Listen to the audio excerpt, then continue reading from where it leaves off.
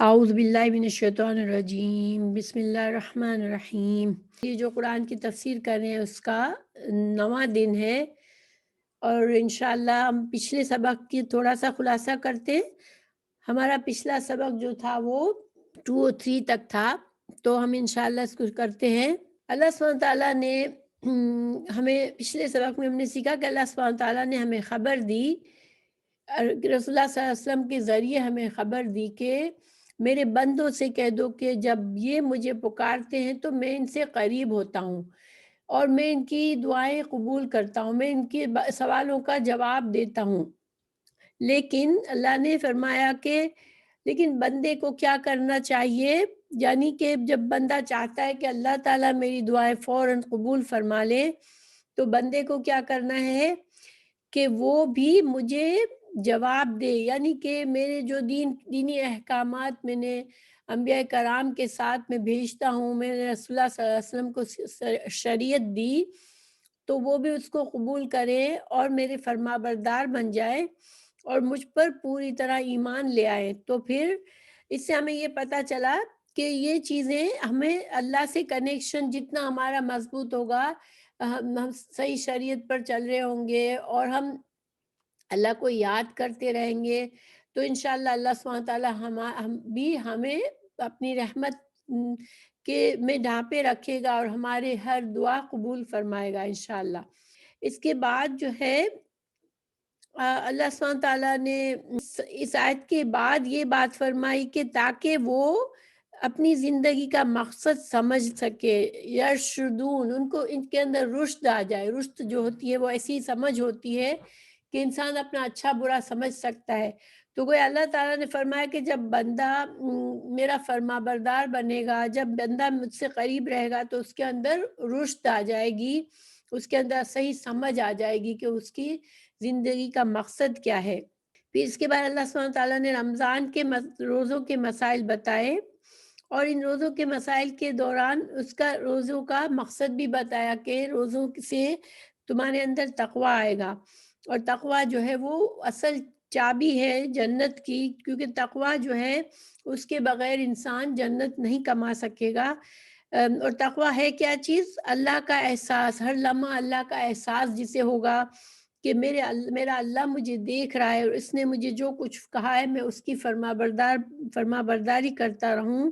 اور اللہ کا خوف کہ میں اللہ کو ناراض کرنے والے کام نہ کروں، اور اللہ کی محبت کہ اللہ مجھ سے راضی ہو جائے۔ تو یہ جب تک یہ احساس بندے میں نہیں ہوگا وہ جنت میں نہیں جا سکے گا۔ اور روزہ جو ہے وہ ایک ایسی عبادت ہے جس سے انسان کا تقوی بڑھتا ہے۔ تو پھر اللہ سبحانہ تعالیٰ نے روزوں کے مسائل کے درمیان ایک بہت ہی خوبصورت بات، شوہر اور بیوی کے رشتے کو بہت خوبصورت طریقے سے ہمیں سمجھایا کہ شوہر اور بیوی ایک دوسرے کے لیے لباس کی حیثیت رکھتے ہیں۔ تو لباس جس طرح جسم کے قریب ترین ہوتا ہے، اسی طرح شوہر اور بیوی کا رشتہ بھی ایسا ہے کہ جو سب سے قریب ترین ہوتا ہے۔ شوہر اور بیوی کے درمیان کچھ چھپی ہوئی باتیں نہیں ہوتی۔ پھر جس طرح لباس انسان کو اچھے برے موسم میں اس کی حفاظت کرتا ہے اور اس کے جسم کے عیب چھپاتا ہے، اسی طرح شوہر اور بیوی ایک دوسرے کے عیب پر پردہ رکھتے ہیں اور شوہر اور بیوی ایک دوسرے کو تحفظ دیتے ہیں جب حالات اچھے نہیں ہوتے۔ تو یہ جو ہے یہ ایک خوبصورت انداز ہے شوہر اور بیوی کے ریلیشن کو سمجھنے کا، اور اگر ہم اس کو سمجھ لیں انشاءاللہ تو ہمارے گھروں میں اور بہت سکون، اطمینان اور پیار محبت کی فضا ہو سکتی ہے۔ پھر اللہ تعالیٰ نے مسلمانوں کو سمجھایا کہ باطل طریقے سے تم ایک دوسرے کا مال نہ کھاؤ، یعنی مال کی حفاظت کا ذریعہ سمجھایا۔ اور مال کے جو ایک دوسرے کے جب مال انسان باطل طریقے سے کھاتا ہے تو ایک تو دنیا میں فتنہ فساد ہوتا ہے، دشمنی ہوتی ہے آپس میں، اور دوسرے آخرت کا عذاب نصیب ہوتا ہے۔ تو یہ سارے برے نتائج ہوتے ہیں جب انسان کسی کے مال پر نظر رکھتا ہے۔ تو پھر اللہ تعالیٰ نے سمجھایا کہ چاند کا گھٹنا بڑھنا یا کائنات کی نشانیاں جو ہوتی ہیں وہ تو اللہ سبحانہ تعالیٰ ایک کائنات کا جو مقصد بنایا ہے تو اس کے لیے ہوتی ہے، اور اس سے انسانوں کے فائدے ہوتے ہیں، مگر اس سے انسان تہمت پرستی میں نہ پڑ جائے اور اچھے اور برے شگون نہ لے کہ چاند کیوں، اب چاند اتنا بڑا ہے تو یہ ہو جائے گا، یہ وہ ہوگا، یا چاند گرہن ہوا یا سورج گرہن ہوا، تو ان چیزوں میں انسان وہم میں نہ پڑے، تہمت پرستی میں نہ پڑ جائے، بلکہ ان کو اللہ کی نشانیاں سمجھے، اور ان کو اللہ نے انسانوں کے لیے زندگی کے معاملات کو سنبھالنے کے اس کا ذریعہ بنایا ہے۔ پھر اللہ تعالیٰ نے جہاد اور انفاق فی سبیل اللہ کی ترغیب فرمائی، کیونکہ اسلامی حکومت کی شان اور رعب جو ہے وہ جب ہی بڑھے گا جب مسلمان جو ہے وہ اپنے مالوں کو فراخ دلی سے اللہ کے دین کی سربلندی کے لیے خرچ کریں گے، اور اپنی جانوں کو کی قربانی جہاد کے ذریعے جب تک نہیں پیش کرنے کو تیار ہوں گے، جب تک مسلمان کمزور رہیں گے، اور جب مسلمان انفاق فی سبیل اللہ کریں گے، اپنے مال سے جان سے جہاد کریں گے، تو دشمن جو ہے وہ ان پر مسلمانوں کا رعب ہوگا، اور مسلمانوں کے ساتھ وہ برا سلوک نہیں کریں گے۔ پھر حج کے مناسک بتائے، تو انشاءاللہ ہم اس روشنی میں اب آج کے لیسنز کی طرف چلتے ہیں۔ الشیطان الرجیم، بسم اللہ الرحمن الرحیم، آیت نمبر 204 پر ہے ہم۔ اعوذ باللہ من الشیطان الرجیم، بسم اللہ الرحمن الرحیم۔ وَمِنَ النَّاسِ مَن يُعْجِبُكَ قَوْلُهُ فِي الْحَيَاةِ الدُّنْيَا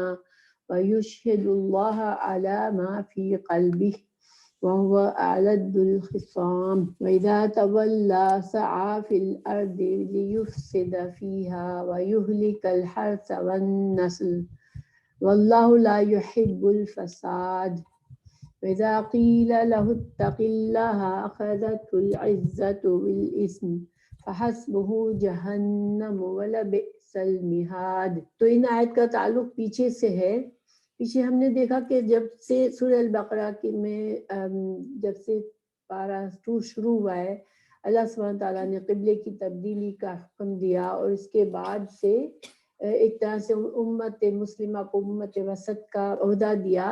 اور اس کے بعد بہت سے دین کے احکامات، ہماری شریعت کے بہت سے احکامات دیے، رمضان کے روزے، حج اور وصیت، اور اس طرح کے بہت سے اہم احکامات دیے۔ اب اللہ سبحانہ تعالیٰ نے ہمیں کچھ لوگوں کی مثال بتا رہے ہیں کہ دنیا میں لوگ کس کس طرح کے ہیں۔ جیسے کہ سورہ فاتحہ میں ہم نے دیکھا تھا کہ کچھ انعام یافتہ لوگوں کا ذکر آیا، پھر جو گمراہ ہوئے، جو اللہ کے غضب کا نشانہ بنے۔ اسی طرح سورہ البقرہ کے شروع میں 3 قسم کے لوگوں کا ذکر آیا تھا، ایمان والے، متقی، اور پھر کافر جو سب کچھ جانتے بوجھتے جنہوں نے انکار کیا، اور منافقین جن کے دلوں میں ایمان نہیں ہے، کبھی ان کے دل اور زبان جو ہے وہ ایک دوسرے سے مطابقت نہیں کرتے۔ زبان سے تو وہ اچھے بنتے ہیں، مسلمان بنتے ہیں، لیکن ان کے دل جو ہے وہ ایمان سے خالی ہے۔ تو اب اسی چیز کو دوبارہ سے مختلف طریقے سے بتایا جا رہا ہے، تاکہ مسلمان جب ہمیں جو شریعت دی گئی، ہمیں احکامات دیے گئے، تو ہمیں ایک طرح سے مسلمانوں کو ایمان والوں کو سمجھایا جا رہا ہے، اور ان کو تنبیہ کی جا رہی ہے کہ کس کس طرح کے لوگ ہیں، اور ہمیں ڈیسائیڈ کرنا ہے کہ ہمیں کیسا بننا ہے۔ تو اللہ سبحانہ تعالیٰ یہاں مثال بتا رہے ہیں کہ لوگوں میں سے کچھ ایسے لوگ ہیں کہ جو بعض وہ ہیں کہ جس کی بات دنیا کی زندگی کے بارے میں تجھے اچھی لگتی ہے، اور وہ اللہ کو اس پر گواہ بناتا ہے جو اس کے دل میں، حالانکہ وہ جھگڑے میں سخت جھگڑالو ہے، اور جب واپس جاتا ہے تو زمین میں دوڑ دھوپ کرتا ہے تاکہ اس میں فساد پھیلائے اور کھیتی اور نسل کو برباد کرے، اور اللہ فساد کو پسند نہیں کرتا۔ اور جب اسے کہا جاتا ہے کہ اللہ سے ڈر، تو اس کی عزت اسے گناہ میں پکڑے رکھتی ہے، سو اسے جہنم ہی کافی ہے، اور یقیناً وہ برا ٹھکانہ ہے۔ تو ہم آیت نمبر 200 میں ہم نے پیچھے پڑھا تھا کہ اللہ سبحانہ تعالیٰ نے بتایا کہ بعض ایسے لوگ ہیں کہ جو حج کے لیے بھی جاتے ہیں تو صرف وہاں بھی دنیا چاہتے ہیں، اور یہ کہتے ہیں ربنا آتنا فی الدنیا، اور آخرت سے انہیں کوئی دلچسپی نہیں ہوتی۔ تو ایسے لوگوں کے لیے آخرت میں اللہ سبحانہ تعالیٰ بھی ان کے لیے کوئی ثواب کا حصہ نہیں رکھیں گے۔ اور پھر ان لوگوں کا بتایا کہ جو ربنا آتنا فی الدنیا حسنۃ وفی الآخرۃ حسنۃ وقنا عذاب النار، کہ وہ دنیا کی بھی بھلائی اللہ سے چاہتے ہیں، آخرت کے لیے بھی بہتری چاہتے ہیں، اور عذاب سے اپنے آپ کے عذاب سے بچنے کی دعا کرتے ہیں۔ تو اللہ سبحانہ تعالیٰ جو ہے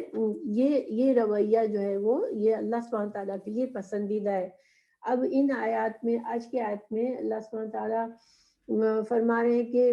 ایک اور جو منافقت کا طریقہ ہے کہ انسان جو ہے وہ باتوں دنیا کے معاملے میں بہت ہی علم رکھنے والے لوگ ہیں، دنیا میں جب بات کرتے ہیں تو وہ ان کی باتیں انسان کو حیران کر دیتی ہے، اور ان کا علم دنیا کا اس قدر ہے کہ لوگ متاثر ہو جاتے ہیں جب یہ بات کرتے ہیں تو، لیکن ان کے دل میں، ان کے آخرت ان کے دل میں نہیں ہوتی، آخرت کا نہ انہیں کوئی علم ہوتا ہے نہ انہیں کوئی دلچسپی ہوتی ہے۔ تو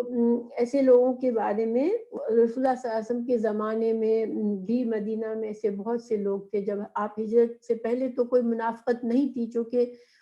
مکہ کی زندگی میں تو ایمان لانا ہی ایک بہت بڑا چیلنج ہوتا تھا، انسان ایمان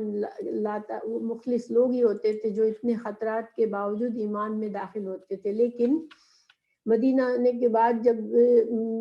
کچھ لوگوں کو مسلمانوں کے فائدے بھی چاہیے، وہ اپنے مسلمانوں کے ملنے والے فائدے بھی اپنے لیے پسند کرتے تھے، اور وہ اپنے کفر اور نفاق کو بھی پسند کرتے تھے، تو وہ پھر منافق کا یہ طبقہ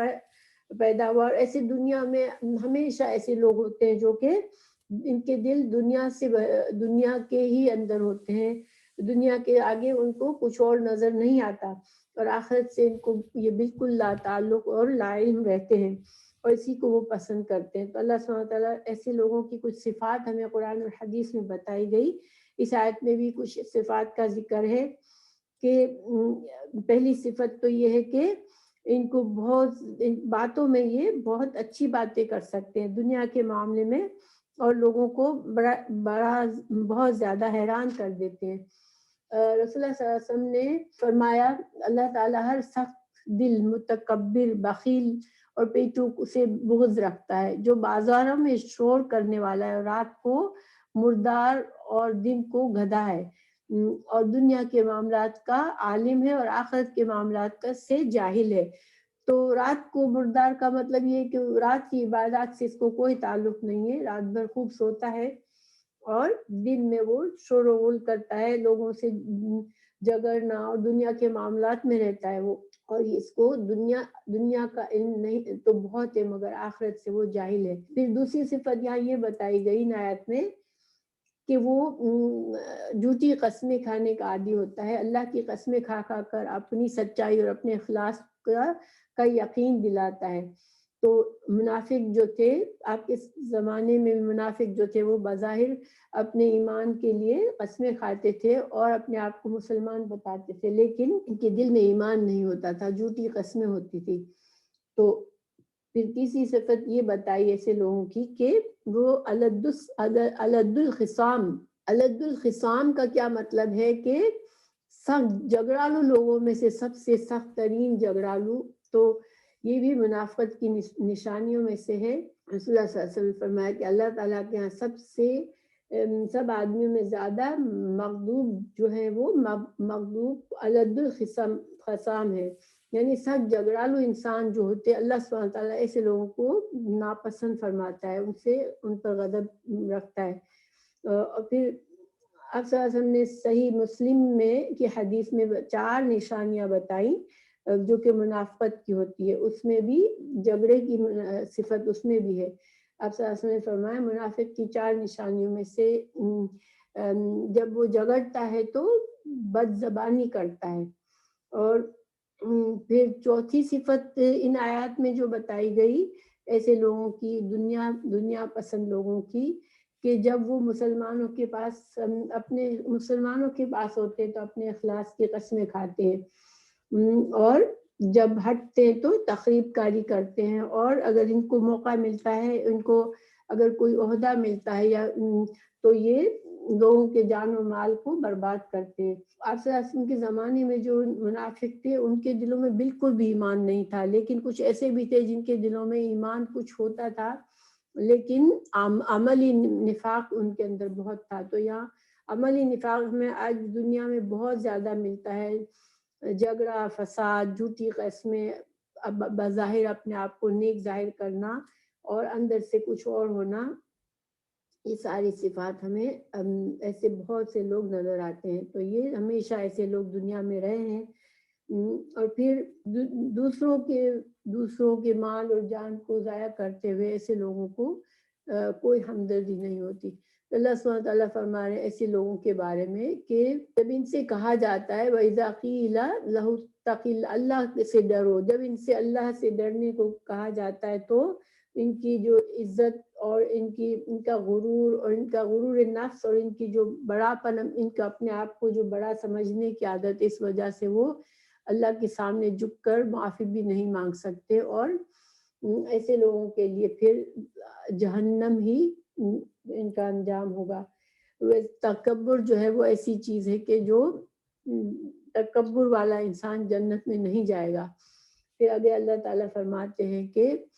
اب جو اللہ سبحانہ تعالیٰ جن لوگوں کا بتا رہے ہیں وہ ایسے لوگ ہیں جن کا ایمان سچا ہے. وَمِنَ النَّاسِ مَن يَشْرِي نَفْسَهُ ابْتِغَاءَ مَرْضَاتِ اللَّهِ وَاللَّهُ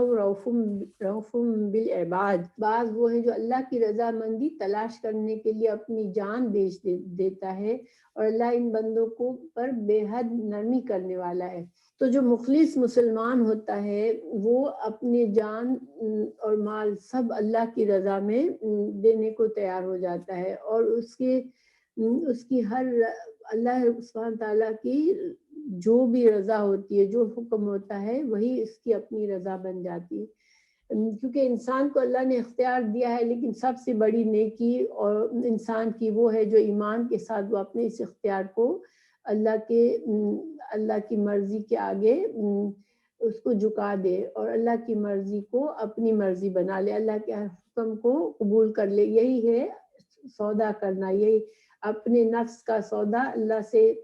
کرنے کا مطلب یہی ہے کہ اللہ کی رضا کے لیے انسان اپنے آپ کو جھکا لے اور اللہ کے ہر فیصلے کو قبول کر لے. تو وہ اللہ سبحانہ تعالیٰ ایسے بندوں سے کے لیے رؤوف ہیں، بہت زیادہ شفقت کرنے والے ہیں. پھر آگے اللہ سبحانہ تعالیٰ اب جو ہے چونکہ یہ پچھلے جو بھی سارے احکامات تھے تو اب ان احکامات پر عمل کرنا مسلمانوں کے لیے، اس کے لیے یہ ذہنی تیاری مسلمانوں کی گئی، جو ایک وہ نقشہ کھینچا گیا کہ ایسے لوگ بھی ہیں اور ایسے لوگ بھی ہیں، تو تم کو کن میں سے بننا ہے. تو اللہ تعالیٰ آگے بتا رہے ہیں یا ایھا الذین آمنوا ادخلوا فی السلم کافۃ ولا تتبعوا خطوات الشیطان انہ لکم عدو مبین. تو اللہ سبحانہ تعالیٰ فرما رہے ہیں اے لوگوں جو ایمان لائے ہو، اسلام میں پورے داخل ہو جاؤ اور شیطان کے قدموں کے پیچھے مت چلو، یقیناً وہ تمہارا کھلا دشمن ہے. تو پورے اسلام میں داخل ہونے کا کیا مطلب ہے کہ اللہ سبحانہ تعالیٰ نے جو بھی ہمیں احکامات ہمیں قرآن اور حدیث میں دیے گئے ان کو سب کو ماننا اور پورے دین کے پورے طریقے پر اپنے عمل، اپنے آداب، اپنے اخلاق، اپنے معاملات، ہر چیز کو اللہ کی مرضی اور اسلام کی شریعت کے مطابق ڈھال لینا. تو یہی پورا اسلام میں داخل ہو جانا ہے. اگر انسان اسلام میں اپنے آپ کو مسلمان سمجھتا ہے لیکن اپنی مرضی کا دین چاہتا ہے کہ جو چیز مجھے آسان لگے، جو چیز مجھے پسند آئے میں وہ کروں، اور جو میرے لیے مشکل ہو تو میں وہ چھوڑ دوں، تو یہ اس فرما برداری نہیں ہے. انسان اگر اپنے آپ کو اللہ کا بندہ سمجھتا ہے تو پھر اسے پوری مکمل فرما برداری کرنی اور اسلام میں داخل ہونا ہے. کیونکہ بنی اسرائیل پر بھی اللہ تعالیٰ نے سورہ البقرہ 85 میں تنقید کی کہ افتؤمنون ببعض الکتاب وتکفرون ببعض، کہ کیا تم کتاب کے بعض پر ایمان لاتے اور بعض کے ساتھ کفر کرتے ہو. تو ان کو بھی تنبیہ کی گئی، ان پر بھی ناراضگی کا اظہار کیا اللہ نے، اور مسلمانوں سے بھی یہی کہا جا رہا ہے کہ پک اینڈ چوز نہ کرے. دین جو ہے ہمارا پورا کا پورا دین ہمیں اپنانا ہے، یہ نہیں کہ جو معاملات میرے لیے آسان ہو یا مجھے پسند ہو میں وہ کروں. اور آج دیکھیں مسلمانوں کا بھی یہی حال ہے کہ ہمارے رسم و رواج، شادی کے رواج، ہمارے موت میت کے رواج، ہمارے معاملات، ہمارے کپڑے پہننا، ہمارے سوشلائزنگ، یہ ساری چیزیں ہم بہت زیادہ دوسری قوموں سے متاثر ہیں، مگر ہمیں اپنے اسلامی شریعت کے مطابق جو چلتا ہے، جس کا حال حلیہ بالکل مسلمان بن کر وہ رہتا ہے، تو ایسے لوگوں کو بہت زیادہ پسند نہیں کیا جاتا، ان کو بیکورڈ سمجھا جاتا ہے۔ لیکن انسان کو اپنی شریعت، اللہ کے قانون پر چلنا چاہیے اور اللہ کے پسندیدہ کاموں پر کو قبول کرنا چاہیے۔ اور اس آیت میں دوسری ان لوگوں کے لیے بھی ہے کہ جو لوگ جیسے کسی اور مذہب سے اسلام میں داخل تو ہو جاتے ہیں، لیکن پھر وہ اپنے رسم و رواج اور اپنے طور طریقوں کو دل سے نہیں چھوڑ سکتے، تو ان کو بھی کہا جا رہا ہے کہ اسلام میں اگر داخل ہوتے ہو تو پھر اگر اسلام کو قبول کیا ہے تو پوری طرح اسلام قبول کرو، کہ اللہ سبحانہ تعالیٰ کے پاس مکمل فرما برداری ہی قابل قبول ہے، ورنہ انسان کی پھر وہ اللہ کی فرما برداری نہیں ہے، بلکہ وہ اپنے نفس کی فرما برداری، کہ میرا نفس جو پسند کرے میں وہ کروں۔ فَإِن ضَلَلْتُم مِّن بَعْدِ مَا جَاءَتْكُمُ الْبَيِّنَاتُ فَاعْلَمُوا أَنَّ اللَّهَ عَزِيزٌ حَكِيمٌ، تو اگر قرآن اور حدیث کے آ جانے کے بعد، سارے دلائل سامنے آنے کے بعد بھی اگر انسان پھسلتا ہے اور اپنے نفس کے پیچھے چلتا ہے اور شیطان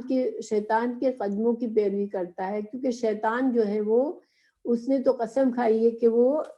زیادہ سے زیادہ لوگوں کو جہنم میں لے جائے گا۔ تو شیطان کے بارے میں ہمیں کئی جگہوں پر ہمیں سمجھایا گیا کہ شیطان تمہیں ان چیزوں پر اکساتا ہے جو تمہیں اللہ کے دین سے دور کر دے اور تمہیں مشکل میں ڈال دے، تو تم شیطان کی پیروی نہ کرو، اور تمام جو دین پورا کا پورا آ چکا ہے، قرآن اور حدیث ہمارے پاس ہے، تو پھر ہمیں اس کے مطابق چلنا ہے۔ اگر انسان اس کے بعد پھسل جاتا ہے، علم آ جانے کے بعد بھی پھسلتا ہے، تو پھر اللہ سبحانہ تعالیٰ بہت غالب اور زبردست ہے اور بہت حکمت والا ہے۔ انسان کو اس سے ڈرنا چاہیے کہ اللہ کے قبضے سے کوئی باہر نہیں ہے۔ پھر آگے فرمایا گیا هل ينظرون الا ان ياتيهم الله في ظلل من الغمام والملائكة وقضي الامر والى الله ترجع الامور، تو اب اس کے سوا کس چیز کا انتظار کر رہے ہیں کہ ان کے پاس اللہ بادل کے سائبانوں میں آ جائے اور فرشتے بھی اور کام کے تمام کر دیا جائے اور سب لوگ اللہ ہی کی طرف لوٹائے جائیں۔ تو چونکہ یہاں پر اب ان لوگوں پر تنقید کی جا رہی ہے، رسول اللہ صلی اللہ علیہ وسلم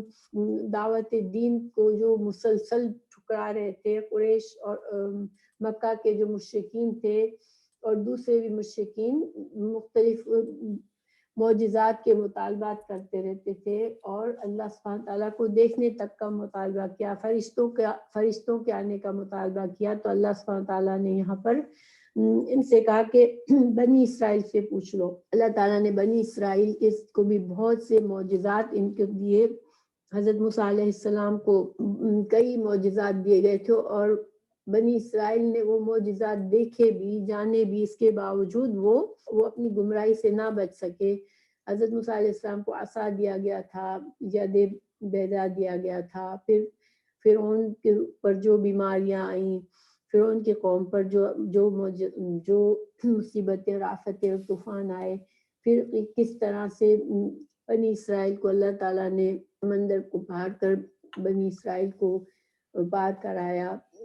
منہ سلوہ اتارا، ان سب چیزوں کے باوجود بھی وہ اپنی ہدایت کے راستے پر نا استقامت کر سکے اور اللہ کے غضب کا نشانہ ہوئے۔ ایک طرح سے یہ ڈانٹا جا رہا ہے مکہ کے کافروں کو اور مشرکین کو کہ تم بھی کیا اسی راستے پر چلنا چاہتے ہو کہ تم معجزات کا مطالبہ کرتے ہو اور تم چاہتے ہو کہ فرشتے اب تمہیں نظر آنے لگے، لیکن جب انسان کو فرشتے نظر آتے ہیں تو وہ تو موت کے ہی فرشتے آتے ہیں، اور جب موت کا فرشتے نظر آ جائے تو پھر اس کے بعد کوئی معافی نہیں، کوئی ایمان نہیں۔ اگر اس سے پہلے انسان ایمان لے آیا، توبہ کر لی، تو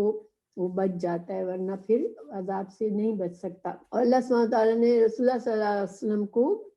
اس طرح کے معجزات بہت سارے نہیں دیے، کیونکہ اللہ کا طریقہ یہ ہے کہ جب کسی قوم کو ان پر کوئی رسول کو بھیجا جاتا ہے اور ان کے مطالبات پر معجزات دکھائے جاتے ہیں، تو معجزات کے آنے کے بعد بھی اگر کوئی نہیں مانتا تو پھر اس قوم کو ہلاک کر دیا جاتا ہے، جیسے کہ سمود کے ساتھ کیا گیا کہ اونٹنی کا مطالبہ کیا اور پھر جب اس کو مار دیا اس اونٹنی کو، تو ان کی قوم پر عذاب آیا۔ اسی طرح قرآن میں بہت سی قوموں کا ذکر ہے کہ جب معجزات کے مطالبات کے بعد سب کچھ دیکھنے کے بعد بھی ایمان نہ لائے تو مہلت پوری ہوئی تو اللہ نے ان کو ہلاک کر دیا، اور اللہ سبحانہ تعالیٰ نے امت مسلمہ پر ایسا عذاب نہیں نازل کیا۔ اس وجہ سے آپ صلی اللہ علیہ وسلم کو اور معجزات نہیں دیے گئے۔ قرآن آپ صلی اللہ علیہ وسلم کا سب سے بڑا معجزہ ہے۔ اگلی آیت زُيِّنَ لِلَّذِينَ كَفَرُوا الْحَيَاةُ الدُّنْيَا وَيَسْخَرُونَ مِنَ الَّذِينَ آمَنُوا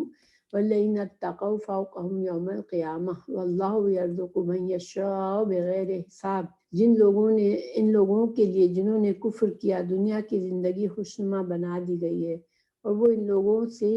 مذاق کرتے ہیں جو ایمان لے آئے، حالانکہ جو لوگ ڈر گئے وہ قیامت کے دن ان سے اوپر ہوں گے، اور اللہ جسے چاہتا ہے بے حساب دیتا ہے۔ تو جو ایمان دلائل دیکھنے کے بعد بھی جب انسان ایمان نہیں لاتا تو اس کی وجہ کیا ہوتی ہے کہ اس کی زندگی، اس کے دل میں دنیا کی محبت ہی اتنی سجی ہوئی ہوتی ہے کہ اسے آخرت نظر نہیں آتی۔ اور وہ جب مسلمانوں کو دیکھتا ہے جو کہ آخرت میں یقین رکھتے ہیں اور آخرت کے فائدے حاصل کرنے کے لیے اپنی دنیا قربان کرتے ہیں، تو ان کو یہ ایسے لوگ بیوقوف لگتے ہیں۔ اور آج بھی دیکھیں دیندار لوگ بہت زیادہ ہمیں جو لوگ بہت اللہ سے جڑے ہوئے ہوتے ہیں اور وہ دنیا کو بہت زیادہ اہمیت نہیں دیتے اور اپنے حق پر رہنا چاہتے ہیں، ایسے لوگوں کو بہت زیادہ بیوقوف سمجھا جاتا ہے، کیونکہ بظاہر ان کو وہ دنیا کے فائدوں کو حاصل کرنے کے لیے آخرت کا نقصان نہیں چاہتے ہوتے ہیں، لیکن جن کو دنیا ہی سب کچھ نظر آتی ہے ان کو ایسے لوگ بیوقوف نظر آتے ہیں۔ لیکن اللہ سبحانہ تعالیٰ فرما رہے ہیں کہ جو لوگ اللہ کا تقویٰ کرتے ہیں اور دنیا کی محبت میں ڈوبے ہوئے نہیں ہوتے ہیں، وہ آخرت میں وہ بہت بڑے درجے پر ہوں گے، ان لوگوں کے مقابلے میں بہت آگے ہوں گے، اور اللہ سبحانہ تعالیٰ ان کو بے حساب رزق دے گا اور جنت کی نعمتیں ان کو نصیب ہوگی۔ اللہ تعالیٰ ہمیں ان میں سے بنائے، آمین۔ وَكَانَ النَّاسُ أُمَّةً وَاحِدَةً فَبَعَثَ اللَّهُ النَّبِيِّينَ مُبَشِّرِينَ وَمُنذِرِينَ وَأَنزَلَ مَعَهُ الْكِتَابَ بِالْحَقِّ لِيَحْكُمَ بَيْنَ النَّاسِ فِيمَا اخْتَلَفُوا فِيهِ وَمَا اخْتَلَفَ فِيهِ إِلَّا الَّذِينَ أُوتُوهُ مِن بَعْدِ مَا جَاءَتْهُمُ الْبَيِّنَاتُ بَغْيًا بَيْنَهُمْ فَهَدَى اللَّهُ الَّذِينَ آمَنُوا لِمَا اخْتَلَفُوا فِيهِ مِنَ الْحَقِّ بِإِذْنِهِ وَاللَّهُ يَهْدِي مَن يَشَاءُ إِلَىٰ صِرَاطٍ مُّسْتَقِيمٍ۔ دراصل لوگ ایک ہی گروہ تھے، اللہ تعالیٰ نے نبیوں کو خوشخبریاں دینے والے اور ڈرانے والے بنا کر بھیجا، اور ان کے ساتھ سچی کتابیں نازل فتح کے لوگوں کے ہر اختلافی امر کا فیصلہ ہو جائے، اور صرف انہی لوگوں نے جنہیں کتاب دی گئی تھی اپنے پاس دلائل آ چکنے کے بعد آپس کے بغض اور عناد کی وجہ سے اس میں اختلاف کیا۔ اس لیے اللہ پاک نے ایمان والوں کو اس اختلاف میں بھی حق کی طرف اپنی مشیت سے راہبری کی، اور اللہ تعالیٰ جس کو چاہے سیدھی راہ کی طرف راہبری کرتا ہے۔ اس آیت کا اس کے بعد والی آیت کا پیچھے کے آیت سے تعلق ہے۔ پیچھے اللہ سبحانہ تعالیٰ نے ہمیں بتایا کہ جو مشرکین ہے جو اسلام کے دشمن بنے ہوئے تھے اور وہ رسول اللہ صلی اللہ علیہ وسلم اور صحابہ کرام کو ہر طرح کے نقصان اور اذیتیں دینے کے در پہ تھے، اور جب کچھ نہیں کر سکتے تھے تب بھی ایمان والوں کا مذاق اڑاتے تھے، اور ان کی فقیری اور ان کی سادگی پر ان کا مذاق اڑاتے تھے کہ یہ بیوقوف لوگ اپنی دنیا کو اس طرح لٹا رہے ہیں آخرت کے خواب دیکھتے ہوئے. تو یہ جو ہے، کیونکہ اللہ تعالیٰ نے فرمایا کہ ایسا کیوں کرتے ہیں کہ ان کے دلوں میں دنیا کی جو محبت ہے وہ سجا دی گئی ہے. جب انسان دنیا سے بہت زیادہ محبت ہوتی ہے اس کو، دنیا کی زندگی سے، تو پھر شیطان بھی اس کے لیے دنیا کو اور زیادہ مزین کر دیتا ہے. کیونکہ جب انسان گناہ میں پڑتا ہے،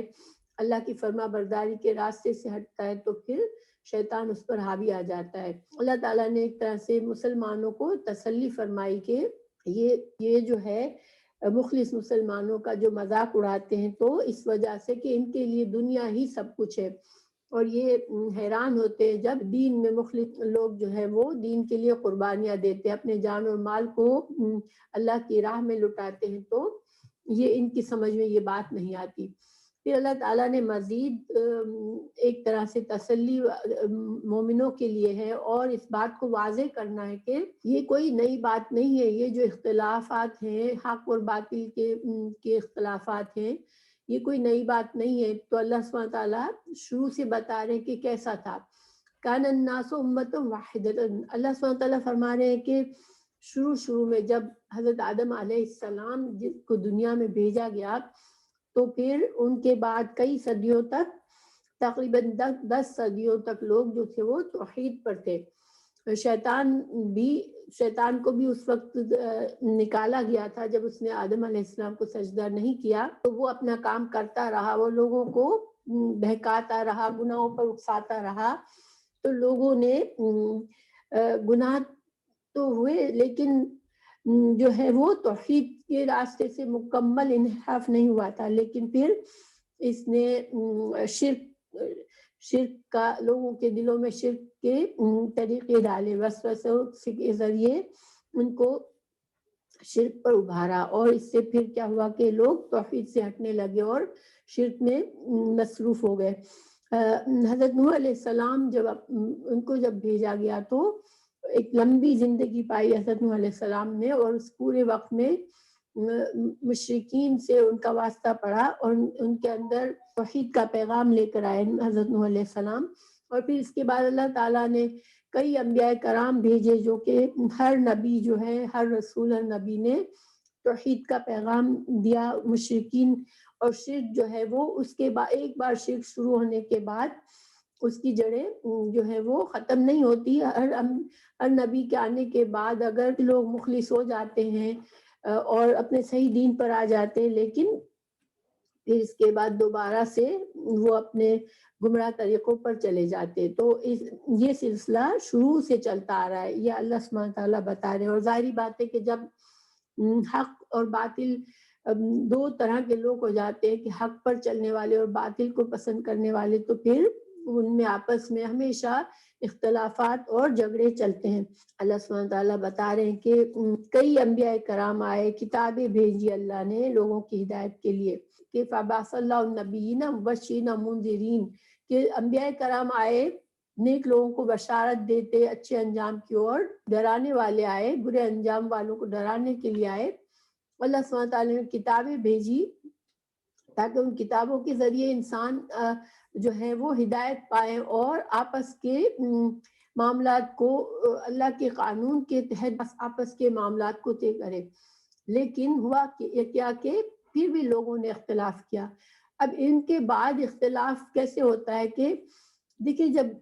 انسان جن لوگوں کے اندر تکبر ہوتا ہے، اگر ان کو علم آ بھی جاتا ہے تو بھی ایک ان کا پھر غرور آ جاتا ہے ان کے دل میں. ان کے اندر یہ خواہش کبھی نہیں ختم ہوتی کہ ہم دوسروں سے بڑے اور امتیاز رہیں. تو پھر اس کے لیے انسان دین میں بھی اپنے طریقے نکال لیتا ہے تاکہ وہ اپنے آپ کو دوسروں سے الگ ظاہر کر سکے، اپنے آپ کو دوسروں سے بہتر ظاہر کر سکے. یہ شروع سے چلا آ رہا ہے. اسی طرح اگر ہم دیکھیں، یہودیوں نے اپنے لیے ہفتے کا دن پسند کیا، نصارہ نے اپنے لیے اتوار کا دن یہ مقدس بنایا. اللہ سبحانہ تعالیٰ نے مسلمانوں کو جمعے کا دن دیا. جیسے ہمارا قبلہ یہ ہے، ہمارا عبادت کا دن یہ ہے. پھر حضرت عیسیٰ علیہ السلام جب آئے تو یہودیوں نے ان کو اللہ کا نبی کہنے سے ہی انکار کر دیا، ان کی تکذیب کر دی اور ان پر الزام لگائے، ان کو ولد الزنا کہا. تو عیسائیوں نے ان کو اتنا بڑا مقام دے دیا کہ وہ ان کو اللہ کا بیٹا ہی بنا دیا. تو یہ ساری چیزیں کیوں ہوتی ہیں کہ اصل اس کے پیچھے یہ جڑ ہوتی ہے کہ انسان اپنے آپ کو دوسروں سے بہتر بتائے کہ ہم جو ہے ہم امتیازی، ہمارا امتیاز ہے، ہم بڑے، ہم لوگوں سے الگ ہیں. تو اللہ سبحانہ تعالیٰ نے مسلمانوں کو جو ہے صحیح موقف دیا کہ حضرت عیسیٰ علیہ السلام جو ہے وہ اللہ کے نبی ہیں، اور وہ دوسرے انبیاء کرام کی طرح توحید کا پیغام لے کر آئے. تو اسی طرح حضرت ابراہیم علیہ السلام کے بارے میں بھی اختلاف کیا لوگوں نے کہ یہودیوں نے کہا کہ وہ یہودی تھے، عیسائیوں نے کہا کہ وہ عیسائی تھے، اور اللہ سبحانہ تعالیٰ نے مسلمانوں کو سکھایا کہ نہیں، وہ حنیفاً مسلم تھے. گویا اللہ سبحانہ تعالیٰ نے مسلمانوں پر یہ نعمت کی، یہ احسان کیا. اللہ کی یہ نعمت ہے کہ اللہ تعالیٰ نے ہمیں ہمارے دین میں ہمیں جو بھی اختلافات پچھلے انبیاء کے بعد ہوئے ان کا صحیح جو چیز صحیح موقف تھا وہ ہمیں اللہ تعالیٰ نے بتا دیا. لیکن آج جو ہے ہم امت مسلمہ پر نظر ڈالتے ہیں تو بھی ہمیں یہ نظر آتا ہے کہ بہت سے اختلافات، بہت سے فرقے بن گئے. اور یہی کوئی اب دین ایک ہے، توحید کا میسج کو اگر مان لیا، نبی صلی اللہ علیہ وسلم ایک ہے، تو پھر لوگوں نے کیا کیا کہ میرا امام یہ ہے، میرا پیر یہ ہے، میری مسجد یہ ہے، میں فلاں مسلک سے تعلق رکھتا ہوں. پھر اس کو اپنے لیے غرور و تکبر کا ذریعہ بنا لیا اور اپنے آپ کو دوسروں سے امتیازی حیثیت دینے کا ذریعہ بنا لیا. تو اصل جو مخلص لوگ ہوتے ہیں وہ ان بزرگوں سے سیکھتے ہیں جو اللہ تعالیٰ نے جن کو علم دیا، جنہوں نے اپنی زندگی ساری وقف کی. تو کسی بھی مخلص امام کو جس کو امت مسلمہ میں عزت حاصل ہے، تمام علماء ان کو ان کو نیک مانتے ہیں اور ان کی تعلیمات سے فائدہ اٹھاتے ہیں. تو اگر ایک مخلص انسان ہے تو اس کو اس طرح سوچنا چاہیے کہ وہ کسی بھی امام کے ان سے فائدہ اٹھاتا ہے تو، لیکن اس کا اصل مقصد اور فوکس کیا ہونا چاہیے کہ قرآن اور حدیث کے دلائل کے مطابق ہو، تو اس بات کو صحیح مانے، کیونکہ ہمارا دین کا اصل سورس قرآن اور حدیث ہے. اگر سب اس طرح سے سوچے تو کوئی اختلافات نہ رہے، چاہے آپ کسی بھی مسلک سے اپنے آپ کو جوڑ لیں، لیکن یہ جوڑنا صرف اس لیے ہو کہ اس میں ہم یہی چیز ہمیں اویلیبل ہے. اگر ہمارے ایریا میں ہمیں خاص مذہب اور خاص مسلک کی تعلیمات ہی میسر ہے تو ہم ان کو قبول کریں، لیکن ہمارا مقصد یہ ہونا چاہیے کہ جہاں اختلافات تو ہمیں قرآن اور سنت کی طرف لوٹنا چاہیے. تو جب تک مسلمان اس طرح سے نہیں سوچیں گے کہ ہمارا دین ایک ہی ہے، ہمارے رسول صلی اللہ علیہ وسلم ایک ہی ہے، ہماری کتاب ایک ہے، اور قرآن اور حدیث ہمارے اصل سورس ہے ہمارے لیے دین کے کا، تو پھر چاہے کسی بھی بزرگ سے، کسی بھی امام کے علم سے فائدہ اٹھائیں، انشاءاللہ آپس میں اختلافات نہیں ہوں گے. تو اللہ سبحانہ تعالیٰ نے فرمایا کہ اللہ جسے چاہے ہدایت دیتا ہے، تو انشاءاللہ اللہ سبحانہ تعالیٰ امت مسلمہ کو صحیح راستے پر ڈال دے اور یہ آپس کے اختلافات دور کر دے. کیونکہ جب صحابہ کرام ایک تھے، ایک ہی ان کا فوکس ایک ہی تھا قرآن اور حدیث، اور انہوں نے صحیح دین پر چلے تو اللہ نے اسلام کو غلبہ دیا تھا، اور مسلمان جو تھے وہ سب سے سپیریئر قوم تھی. لیکن آج جو ہے مسلمان ٹوٹے ہوئے ہیں، کیونکہ آپس میں اختلافات، اپنے غرور، تکبر، اپنا نام، ہر انسان کو ذاتی بڑائی پر اور ذاتی اپنے آپ کو زیادہ بہتر کرنے کی خواہش اگر ہوگی جب تک، تو یہ دین کے اختلافات نہیں ختم ہوں گے. اور جو یہ بدعات دین میں بدعات آتی ہے یا غلط عقائد آتے ہیں، تو اس کی بھی وجہ یہی ہوتی ہے کہ انسان، اور پھر اندھی تقلید، کسی کی بھی اندھی تقلید نہ کرے انسان. اللہ نے ہمیں عقل دی ہے، ہمیں حکم ملا ہے، ہمیں حکم دیا گیا ہے کہ ہم قرآن و حدیث کا علم حاصل کریں، تو انشاءاللہ ہمارے اندر سے یہ برائیاں دور ہو جائیں گی۔ تو انشاءاللہ اگلی آیت کی طرف چلتے ہیں۔ ام حسبتم ان تدخلوا الجنة ولما يأتكم مثل الذين خلوا من قبلكم مستهم البأساء والضراء وزلزلوا حتى يقول الرسول والذين آمنوا معه متى نصر الله ألا إن نصر الله قریب۔ تو اس آیت کا بھی تعلق جو ہے وہ اسی بات سے کہ صحابہ کرام کو جب اذیتیں دی گئی، ان کا مذاق اڑایا گیا، ان کو زندگی میں صرف ان کے ایمان لانے کی وجہ سے ان کو اتنا زیادہ ستایا گیا، تو انہوں نے کچھ صحابہ کرام نے آپ صلی اللہ علیہ وسلم سے شکایت کی کہ اللہ کی مدد ہمیں کیوں نہیں آ رہی، تو رسول اللہ صلی اللہ علیہ وسلم نے ان کو تسلی دی، اور قرآن میں بھی یہ آیت نازل ہوئی،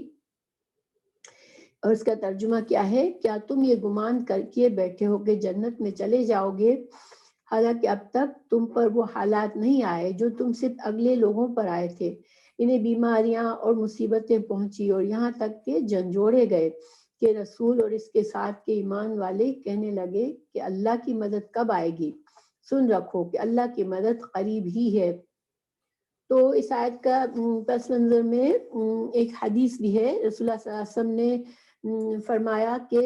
تم سے پہلے لوگوں کو ان کے سر سے لے کر پیروں تک آرے سے چیرا گیا، اور لوہے کی کنگھی سے ان کے گوشت پوست کو نوچا گیا، لیکن یہ ظلم و تشدد ان کو ان کے دین سے نہیں پھیر سکا۔ پھر فرمایا اللہ کی قسم، اللہ تعالیٰ اس معاملے کو مکمل فرمائے گا، یعنی کہ دین کو غالب کرے گا، اسلام کو غالب کرے گا، یہاں تک کہ ایک سوار صنعاء سے حضرت موت تک تنہا سفر کرے گا، اور اسے اللہ کے سوا کسی کا ڈر نہ ہوگا۔ تو رسول اللہ صلی اللہ علیہ وسلم نے مسلمانوں کے اندر حوصلہ استقامت کے عزم پیدا کرنا تھا، اس لیے فرمایا کہ ہر آنے والی چیز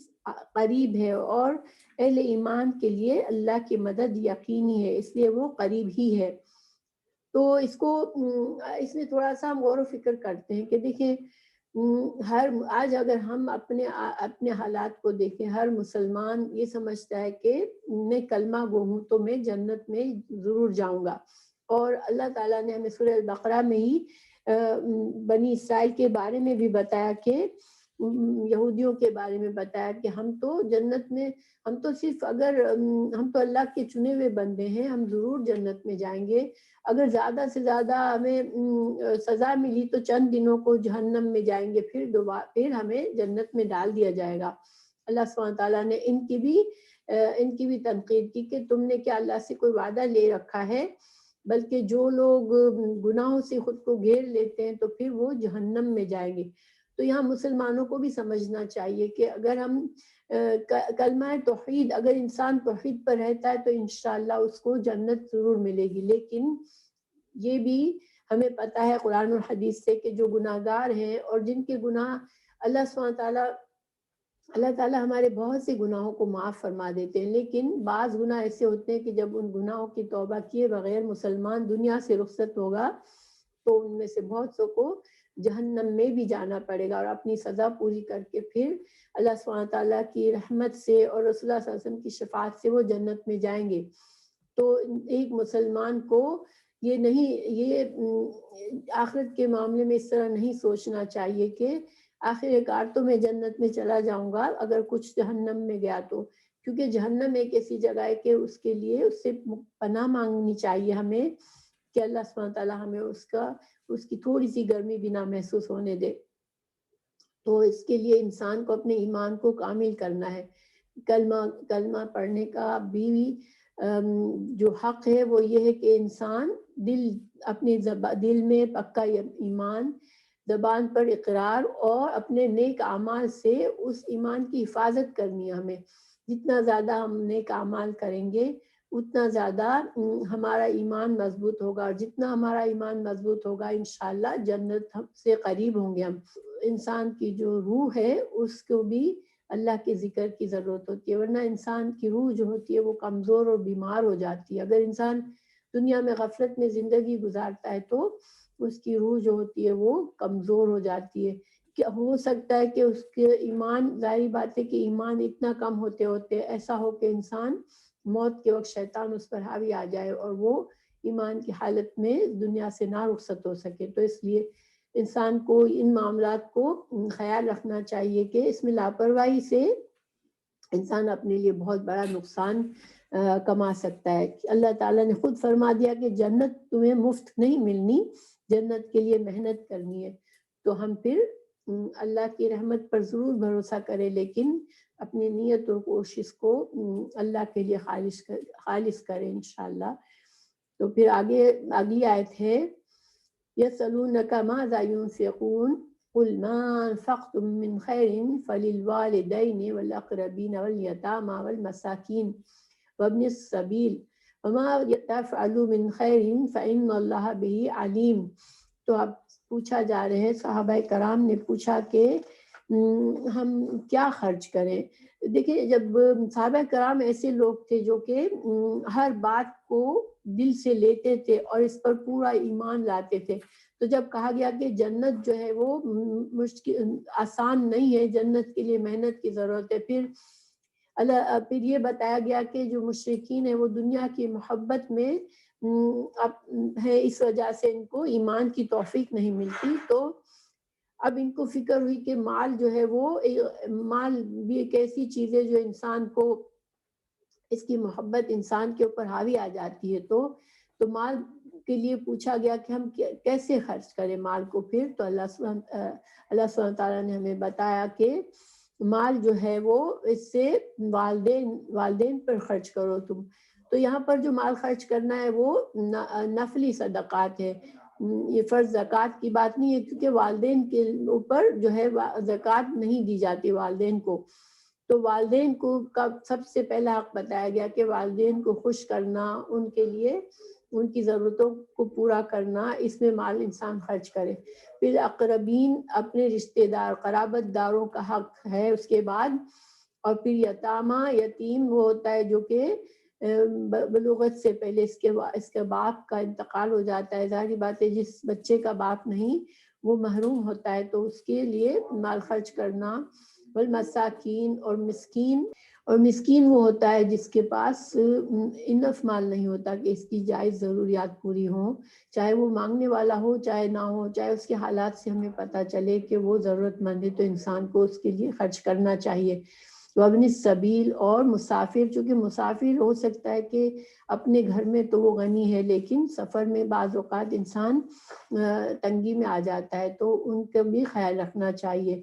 پھر اللہ سبحانہ وتعالیٰ فرما رہے کہ وما تفعلوا من خیر فإن اللہ به علیم. تو یہ کہہ کر ایک طرح سے نیکیوں کا دروازہ وسیع کر دیا کہ انسان کوئی بھی خیر، کوئی بھی نیکی کا کام اللہ کی اخلاص کے ساتھ اللہ کی رضا کے لیے کرے گا تو اللہ سبحانہ تعالیٰ علیم ہے، اللہ جاننے والا ہے، اور اس کے اس اخلاص اور اس کی محنت اور جو کچھ اس نے کیا وہ ضائع نہیں ہوگا، بلکہ اس کا انشاءاللہ دنیا اور آخرت میں دونوں میں فائدہ ہوگا. آگے اللہ سبحانہ تعالیٰ فرما رہے ہیں کتب علیکم القتال وہو کرہ لکم، تم پر جو ہے قتال کا فرض کر دیا. کتبہ کا مطلب ہوتا ہے فرض کیا، تم پر اللہ تعالیٰ نے قتال کو فرض کیا ہے. وہو کرہ لکم، لیکن تم اس کو شدید ناپسند کرتے ہو. کرہن جو ہے اس میں مبالغہ ہے، یعنی انسان کسی چیز کو بہت زیادہ ناپسند کرے. تو اللہ تعالیٰ فرما رہے کہ تم اس کو سخت ناپسند کرتے ہو، لیکن اللہ تعالیٰ نے تم پر قتال کو فرض کیا ہے. تو جنگ کو کوئی بھی انسان پسند نہیں کرتا، کیونکہ جنگ جو ہوتی ہے اس میں انسان کی زندگی بہت متاثر ہوتی ہے، جانی طور پر، مالی طور پر نقصان ہوتا ہے، انسان کا سکون ختم ہو جاتا ہے، انسان کی جو ایک روزمرہ وہ زندگی گزار رہا ہوتا ہے وہ اس میں فرق آ جاتا ہے. تو جہاد کا جو ہے اسلام میں جہاد کو ضروری کیوں کہا گیا کہ دیکھیں جہاد جو ہے وہ کیا ہوتا ہے اسلام میں. جہاد یہ ہے کہ انسان اللہ کی کلمہ کو بلند کرنے کے لیے اور دنیا سے ظلم و ستم کو ختم کر کے لوگوں کو تحفظ، جان و مال کی حفاظت اس سے حاصل ہوتی ہے۔ تو دنیا میں ہم نے ہمیشہ یہ دنیا کا طریقہ ہے کہ لوگ جو ہیں وہ جو جن کے پاس زیادہ قوت ہے، جن کے پاس طاقت ہے، جن کے اندر تکبر ہے، وہ ہمیشہ اپنی بڑائی کو قائم رکھنے کے لیے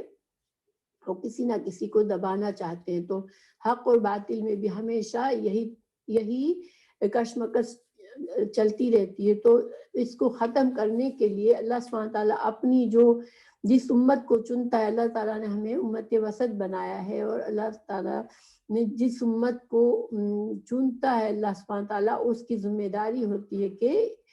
اللہ کے دین کو دنیا میں رائج کرے اور دنیا سے ظلم و ستم ختم کرے، اور یہ بغیر جہاد کے نہیں ہو سکتا۔ تو جہاد کا حکم، ویسے تو جہاد جو ہے وہ قتال کرنا، جنگ کے لیے نکلنا عام حالات میں ہر انسان پر فرض نہیں ہوتا ہے، لیکن جو جہاد کی تیاری کے لیے انسان کو مالی قربانی دینا اور جو کچھ اپنے طرف سے جو کچھ وہ کر سکتا ہے کہ جس سے ایک اسلامی ملک جو ہے وہ مضبوط رہے، تو وہ تو ہر انسان پر فرض ہوتا ہے۔ اور ہر انسان کے دل میں، ایٹ لیسٹ ہر مسلمان کے دل میں یہ خواہش ہونی چاہیے کہ اللہ سبحانہ تعالیٰ اس کو یہ توفیق دے کہ وہ جہاد فی سبیل اللہ کرے۔ اور انسان کو اپنے نفس کے ساتھ جہاد تو ہر حال میں کرنا پڑتا ہے۔ تو یہاں پر جو اللہ سبحانہ تعالیٰ نے ایک بات کہی کہ تمہیں جو ناپسند ہے، ہو سکتا ہے کہ وہ چیز تمہارے لیے خیر ہو، تو یہ اللہ تعالیٰ کے ہر حکم میں انسان کو یہی سوچنا چاہیے کہ اللہ کے ہر حکم میں، چاہے وہ مجھے سمجھ آئے چاہے نہ آئے، چاہے مجھے بظاہر اس کے فائدے نظر آئے چاہے نہ آئے، لیکن اللہ سبحانہ تعالیٰ خالق کی کائنات ہے اور اس کے ہر حکم میں انسانوں کے لیے خیر اور بھلائی ہے۔ تو جنگ کے لیے ویسے جو ہے، جب اگر انسان اگر ایسے حالات ہوں کہ ہر شخص کو جہاد کرنا ہے، جیسے کہ تبوک کی جنگ میں آپ صلی اللہ علیہ وسلم نے عام اعلان کیا تھا کہ سب کو اس جہاد میں شامل ہونا ہے، تو ہر جو بالغ مرد تھا اس کو جہاد کے لیے نکلنا ضروری تھا، سوائے اس کے جو بیمار تھے یا جن کے لیے ممکن نہیں تھا، یا سوائے ان کے جن کو آپ صلی اللہ علیہ وسلم نے کسی وجہ سے پیچھے روکا، ورنہ سارے لوگوں پر فرض تھا۔ اور جن لوگوں نے اس کی پابندی، اس فرض کا، مسلمان لوگوں نے جو قابل تھے جانے کے لیکن اس حکم میں لاپرواہی کی، تو ان کو سخت سزا بھی دی گئی تھی۔ لیکن عام حالات میں اگر جو ہے ہر انسان پر نکلنا اگر نہیں بھی ضروری، تو دفاع کا سلسلہ ہونا چاہیے مسلمانوں میں کہ جو اپنے دین کی دفاع کرے اور کمزوروں کے حقوق کا خیال رکھے۔ اور جیسے کہ باقی لوگ جو ہیں جو بیٹھ رہتے ہیں، پھر وہ اپنے مال سے اور اپنے دوسری طرح سے جس طرح بھی وہ کر سکتے ہیں، اپنی صلاحیتوں سے کسی طرح بھی وہ اپنے اللہ کے دین کے دفاع میں اپنا حصہ لے۔ تو پھر اللہ سبحانہ تعالیٰ نے یہ جو بات کہی کہ عَسَىٰ أَن تُحِبُّوا شَيْئًا وَهُوَ شَرٌّ لَكُمْ، کہ انسان جو ہے بعض اوقات کسی چیز کو اپنے لیے پسند کرتا ہے اور اس کی شدید خواہش کرتا ہے، لیکن اللہ سبحانہ تعالیٰ فرمانے کہ ہو سکتا ہے کہ وہی چیز تمہارے لیے شر ہو، برائی ہو اس میں۔ تو ہمیں اللہ پر بھروسہ کرنا چاہیے، اور اس لحاظ سے ہمیں جب ہم کسی چیز کی بہت خواہش ہو تو ہمیشہ اگر دعا بھی مانگے اس چیز کے لیے، کہ اگر کہیں خاص جگہ رشتہ کرنا ہے یا کوئی خاص کام کرنا ہے، روزی کا ذریعہ چوز کرنا ہے، گھر لینا ہے، اور جو بھی کوئی بڑی چیز، بڑا فیصلہ کرنا ہے، اس میں ہماری خواہش اگر شدید ہو،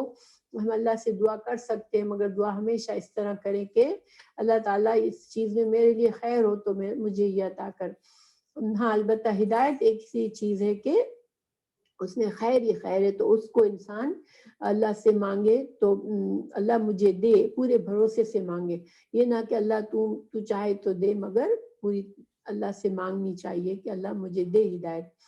تو واللہ یعلم وانتم لا تعلمون، اور اللہ سبحانہ تعالیٰ ہر چیز کا علم رکھنے والا ہے، اور ہمارے سامنے تمام چیزوں کا علم نہیں ہے، بہت سی چیزیں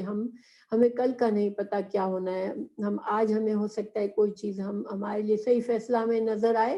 اور کل اسی میں خرابی ہو۔ بہرحال ایک مسلمان جو ہے وہ اپنے نفس کے ساتھ جہاد ہمیشہ کرتا ہے، اور اس کو کرنا چاہیے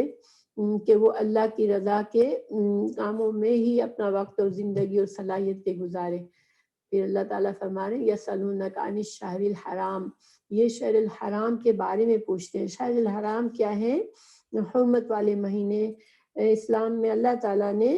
4 مہینوں کو شروع سے حرمت والا بنایا ہے۔ تو یہ شہر الحرام کون سے ہیں؟ رجب، ذوالقعدہ، ذوالحج اور محرم، یہ 4 مہینے جو ہیں وہ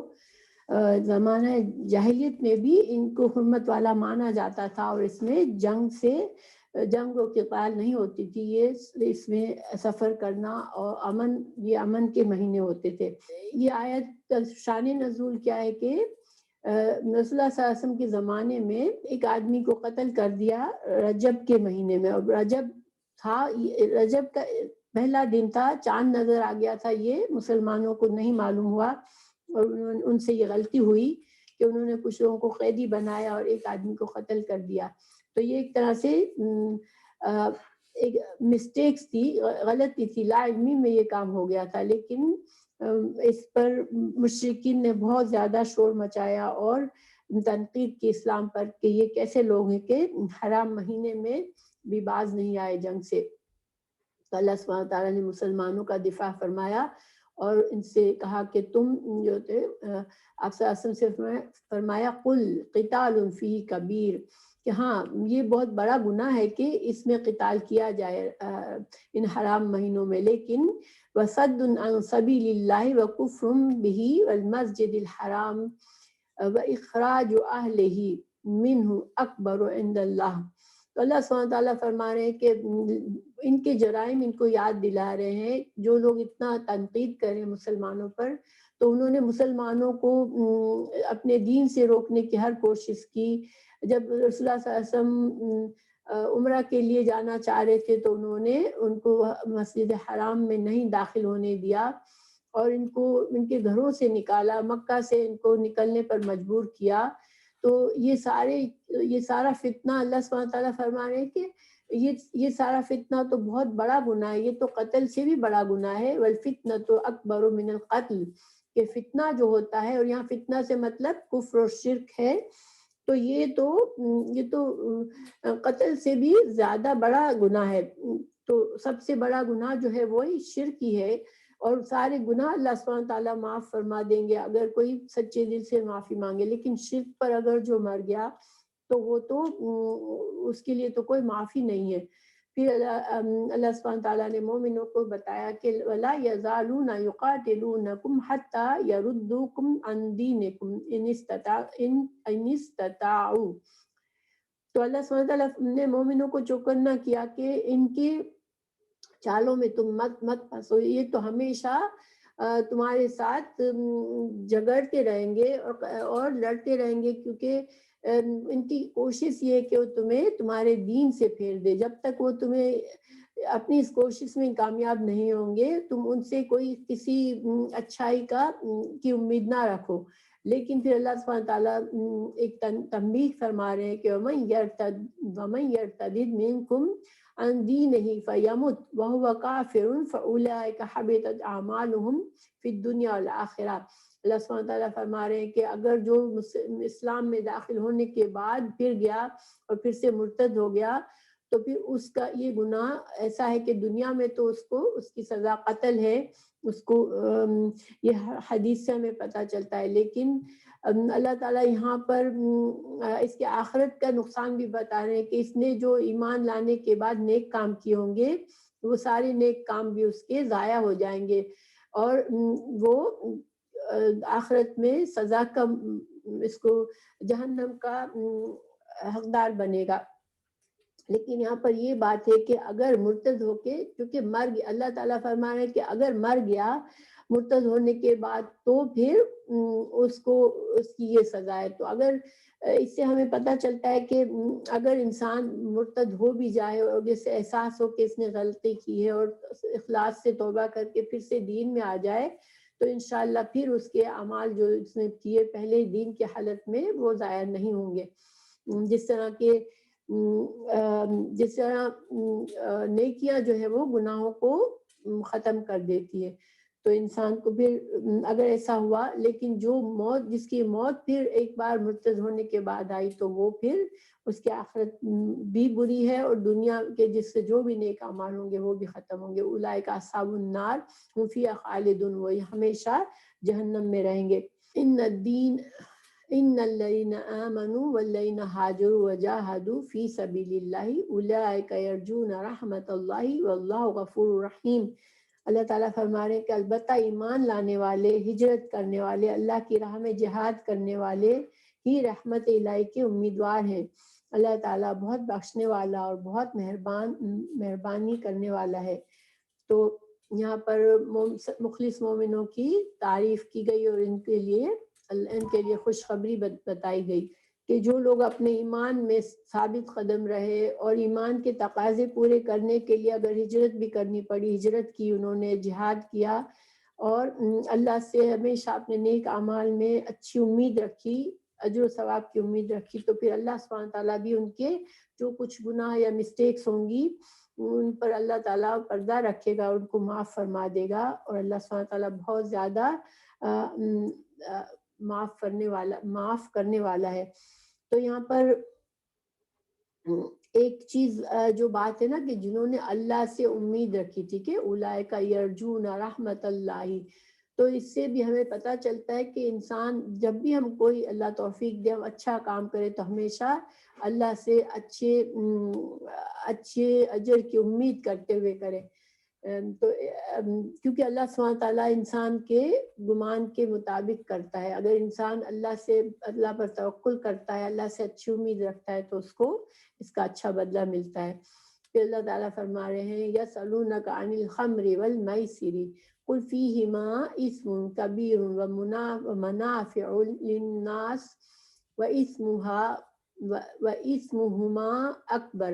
من نفعہما. تو یہاں پر شراب اور جوا کے حرمت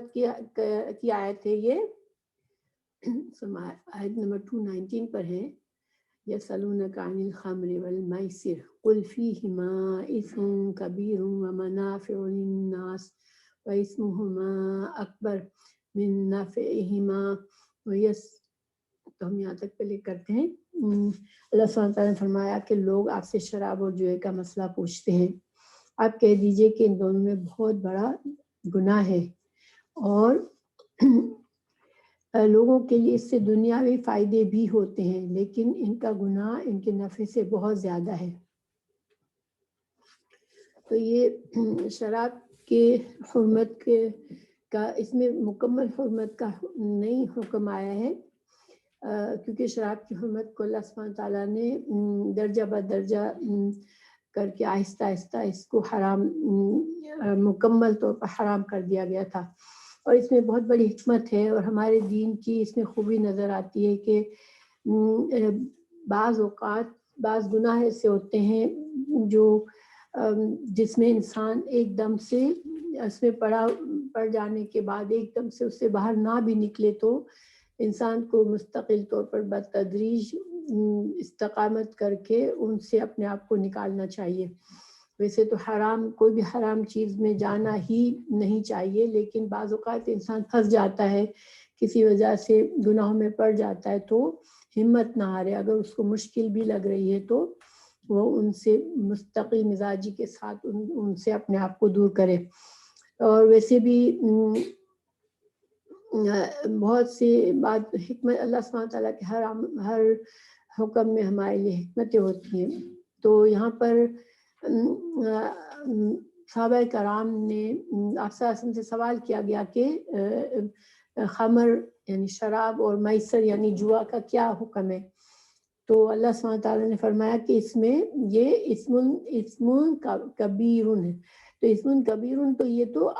دین کے لحاظ سے دین کا اس میں بہت بڑا نقصان ہے کہ انسان کا دین جو ہے، انسان کے ایمان اور دین پر بہت برا اثر آتا ہے ان چیزوں سے. اور منافع للناس، لیکن دنیا کے لحاظ سے اس میں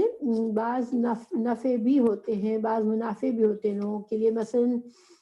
شراب وقتی طور پر بدن میں چستی اور مستعدی پیدا کرتی ہے، یا ذہنوں میں بعض لوگوں کو تھوڑا پینے سے ان کے ذہن زیادہ تیزی سے چلتے ہیں، حالانکہ اس کی بڑی مقدار تو خیر انسان کی عقل پر پردہ ڈال دیتی ہے، لیکن تھوڑا پینے سے بعض اوقات ذہنوں میں تیزی آتی ہے، اس سے جنسی قوت میں اضافہ ہوتا ہے۔ تو اور اس کے علاوہ بھی خرید و فروخت کرنے سے بھی یہ ایک نفع بخش کاروبار ہے۔ تو اسی طرح جوا جو ہے اس میں بعض اوقات انسان جیت جاتا ہے تو اس کو دنیا کا نفع نظر آتا ہے اس میں، لیکن یہ فائدے جو ہیں وہ یہ ان کے دنیا میں بھی ان کے نقصانات ان کے فائدوں سے کہیں زیادہ ہے، کہ انسان جو ہے وہ ان چیزوں کی عادت ہو جاتی ہے اور اس سے پھر نکل نہیں سکتا، تو وہ اپنی زندگی ان چیزوں میں برباد کر دیتا ہے، کیونکہ انسان کی عقل جو ہے وہ نشے کی زیادتی سے انسان کی عقل ختم ہو جاتی ہے، اور جب انسان مدہوشی کی حالت میں جو انسان کا اخلاق اور اعمال اور جو بھی اس کا رویہ ہوتا ہے، جو اس کے ماحول میں وہ جن لوگوں سے کے ساتھ ہوتا ہے ان کی زندگی میں وہ جو خرابی کرتا ہے، ایسا آدمی نہ اپنے کسی کام پر استقامت کر سکتا ہے، اور دنیا کے لحاظ سے بھی وہ ایک لوزر، اپنی جو بھی کچھ اس کے اچھی نعمتیں ہوتی ہے وہ ان کو لوز کر دیتا ہے، فیملی ٹوٹ جاتی ہے، بعض اوقات بچوں کی زندگی خراب ہو جاتی ہے۔ تو یہ ساری دنیا کے بھی بہت ہی خطرناک نقصانات ہیں ان چیزوں میں۔ اسی طرح جوا بھی ہے، انسان کو جوئے کی لت لگ جاتی ہے، تو ایک بار اگر اس کو جیت بھی جاتا ہے تو وہ اس میں آخر کار وہ اس میں بہت کچھ ہارتا ہے اور اپنی زندگی برباد کرتا ہے۔ تو اور اللہ سبحانہ تعالیٰ آخرت کے بارے میں تو جب ظاہری بات ہے کہ جب حرام اس حکم تک مکمل حرام نہیں تھی، لیکن شراب حرام کرنے کے بعد، جوا حرام کرنے کے بعد تو پھر اس میں دنیا اور آخرت میں صرف خرابی خرابی ہے۔ تو یہاں پر ہمیں ایک بات یہ پتہ چلتی ہے کہ کوئی بھی چیز اگر اس میں برائی ہوتی ہے تو کچھ نہ کچھ فائدے ہوتے ہیں، ٹھیک ہے، اور جیسے مثال کے طور پر آج کل ہم جو آج کل ڈیوائسز ہیں جیسے سیل فون ہے یا انٹرنیٹ ہے یا ٹی وی ہے، ریڈیو ہے، ان سب چیزوں میں بھی بہت سے نقصانات ہیں، لیکن ان کا صحیح استعمال کر کے ان سے بہت سے فائدے بھی اٹھائے جا سکتے ہیں۔ تو انسان کے لیے پھر اہمیت کیا ہونی چاہیے کہ اس کا دین، اس کے پاس جو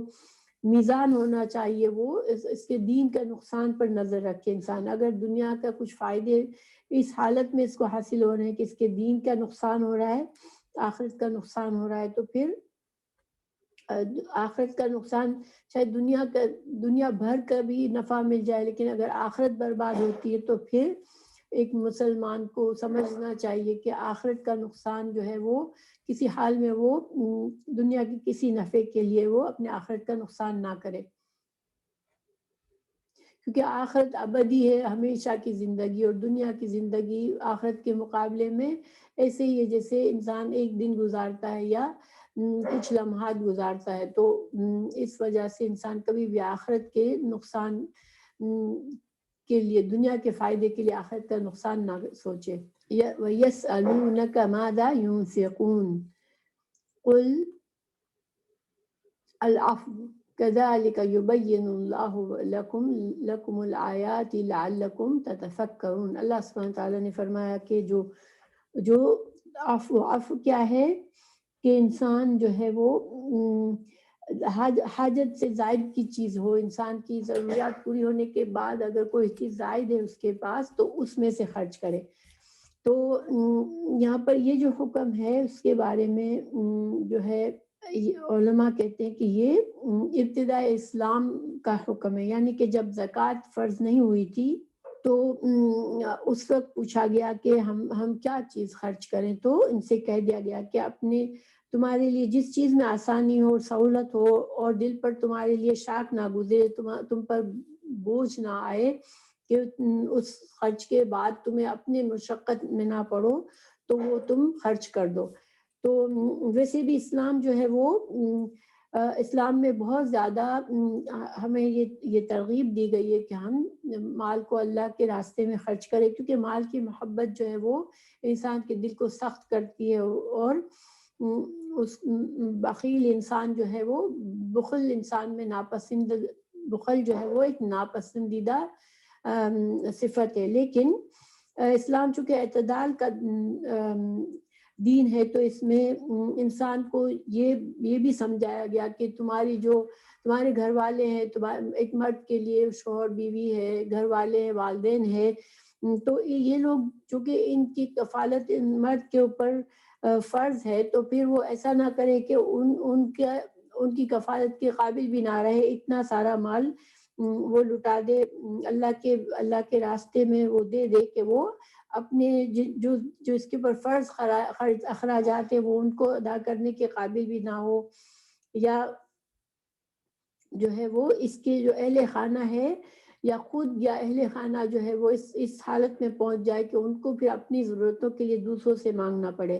اسلام میں یہ چیز پسندیدہ نہیں ہے۔ اعتدال، ہر معاملے میں اعتدال ضروری ہے، لیکن انسان کو بہرحال انفاق فی سبیل اللہ اور بہت سی چیزیں ایسی ہوتی ہیں ان کے پاس، انسانوں کے پاس، کہ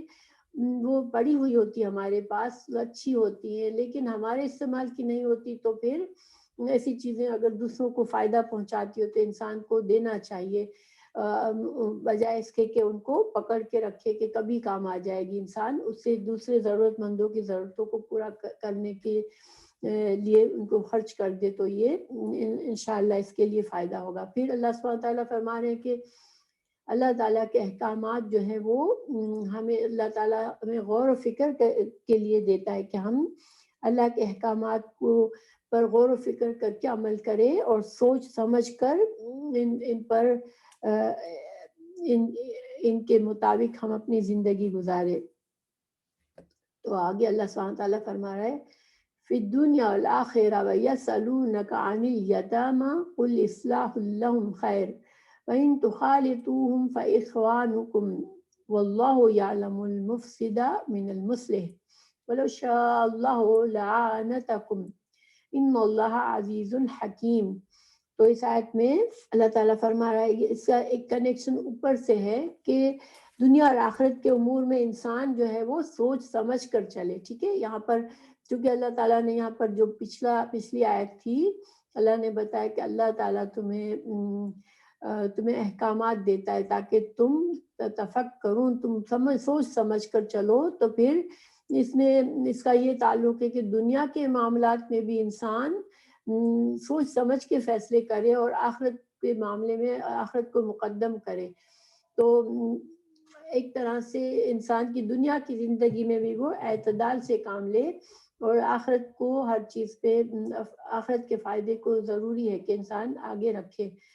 تو پھر وَيَسْأَلُونَكَ عَنِ الْيَتَامَى، تو یتیموں کے بارے میں پوچھا گیا کہ ان کا کیا کریں، تو ان کے لیے کس طرح خرچ کریں۔ چونکہ یتیموں کے بارے میں جب اللہ سبحانہ تعالیٰ نے سخت وعید نازل فرمائی کہ یتیموں کا مال جو ظلمن کھائے گا تو اس کے لیے جہنم کی آگ کی وعید فرمائی، تو صحابہ کرام پر اس معاملے میں بہت زیادہ محتاط ہو گئے، اور اس معاشرے میں یتیموں کی کفالت لوگ خاص طور سے کرتے تھے، اور اس کے لیے ہمیں ہمیشہ ترغیب دی گئی ہے کہ یتیموں کی کفالت کرنا ایک بہت ہی اجر و ثواب کا کام ہے۔ لیکن اب اگر یتیموں کے مال کا پھر انسان کس طرح سے خیال رکھے، یہ ایک بہت بڑی ذمہ داری ہو گئی، کیونکہ اللہ تعالیٰ نے کہا کہ یتیم کے مال میں احتیاط، بہت سخت احتیاط کا حکم آ گیا، تو صحابہ کرام تھوڑے پریشان ہو گئے کہ ان کے کھانے پینے کو ہر چیز کو انہوں نے الگ کر دیا، یہاں تک کہ ان کا بچا ہوا کھانا بھی وہ استعمال نہیں کرتے تھے کہ کہیں ہم ان کا مال کھانے کے وعید ہم اس کے مستحق نہ بن جائے۔ تو پھر یہ آیت اللہ سبحانہ تعالیٰ نے نازل فرمائی، اور اس میں اس حکم میں یہ آسانی کر دی کہ اگر کسی یتیم کی انسان کفالت کر رہا ہے اور اس یتیم کا مال بھی ہے، تو اس کو بغیر یعنی اصلاح اور بہتری کے خیال سے انسان اس مال کو اپنے مال سے ان کے ساتھ ملاتا ہے، اور اس کی نیت خالص ہے، وہ اس مال میں کسی طرح سے بھی یتیم کے ساتھ کا نقصان نہیں کرنا چاہ رہا، جیسے مثال کے طور پر اپنے تجارت میں اس کے مال کو بھی لگاتا ہے تو پھر اس کے نفع نقصان کا خیال رکھے اور اس میں اخلاص برتے۔ اسی طرح کھانے پینے میں سب مل جل کر کھائیں اگر، تو ان چیزوں میں اگر ایک انسان کی نیت خالص ہے اور وہ اس ہر صورت میں یہ خیال رکھتا ہے کہ یتیم کا نقصان کسی طرح نہ کرے، تو پھر اللہ تعالیٰ نے اس معاملے میں آسانی کر دی کہ تم مل جل کر ان کے ساتھ کھا سکتے ہو اور وقت ضرورت ان کے مال کو اپنے مال کے ساتھ ملا سکتے ہو۔ تو پھر اللہ سبحانہ تعالیٰ نے فرمایا کہ بد نیت اور نیک نیت ہر ایک کو اللہ خوب جانتا ہے، ٹھیک ہے۔ اللہ سبحانہ تعالیٰ نے فرمایا کہ واللہ یعلم المفسد من المصلح، تو انسانوں کی نیتوں کو اللہ خوب جانتا ہے، اور اگر اللہ چاہتا تو تمہیں مشقت میں ڈال دیتا، وَلَوْ شَاءَ اللَّهُ لَعَانَتَكُمْ، تو اللہ چاہتا تو تمہارے لیے اس حکم میں بہت سختی سے کام لیتا، مگر اللہ نے تمہارے لیے آسانی کر دی۔ اللہ کے فیصلے، اللہ بہت زبردست ہے اور حکمت والا ہے، اللہ کے فیصلے حکمت پر مبنی ہوتے ہیں۔